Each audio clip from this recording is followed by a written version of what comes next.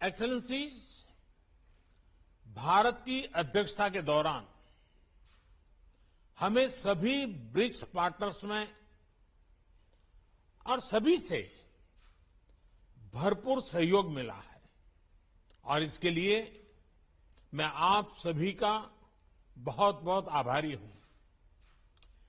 पिछले 1.5 दशक में ब्रिक्स ने कई उपलब्धियां हासिल की हैं।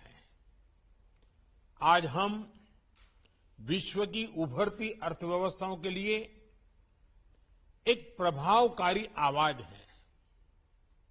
विकासशील देशों की प्राथमिकताओं पर ध्यान केंद्रित करने के लिए भी यह मंच उपयोगी हो रहा है। ब्रिक्स ने new development bank, contingency reserve arrangement और एनर्जी रिसर्च कोऑपरेशन प्लेटफॉर्म जैसी मजबूत संस्थाओं का सृजन किया है। निसंदेह गर्व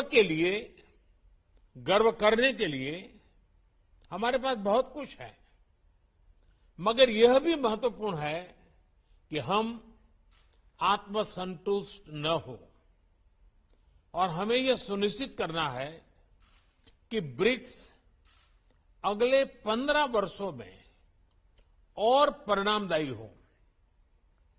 भारत ने अपनी अध्यक्षता के लिए जो थीम चुना है वह यही प्राथमिकता दर्शाता है। BRICS at 15, intra BRICS cooperation for continuity, consolidation and consensus. ये 4 सी एक प्रकार से हमारी ब्रिक्स भागीदारी के मूल सिद्धांत हैं। इस वर्ष कोविड की व्यवस्थाओं के बावजूद 150 से अधिक ब्रिक्स बैठकें और कार्यक्रम आयोजित किए गए, जिनमें से 20 से अधिक मंत्री स्तर पर थे। परंपरागत क्षेत्रों में सहयोग बढ़ाने के साथ हमने ब्रिक्स एजेंडा का विस्तार करने का भी प्रयत्न किया। इस संदर्भ में इस साल ब्रिक्स ने कई फर्स्ट हासिल किए, यानी कई चीजें पहली बार हुई। हाल ही में पहले ब्रिक्स डिजिटल हेल्थ सम्मेलन का आयोजन हुआ। टेक्नोलॉजी की मदद से हेल्थ एक्सेस बढ़ाने के लिए यह एक इनोवेटिव कदम है।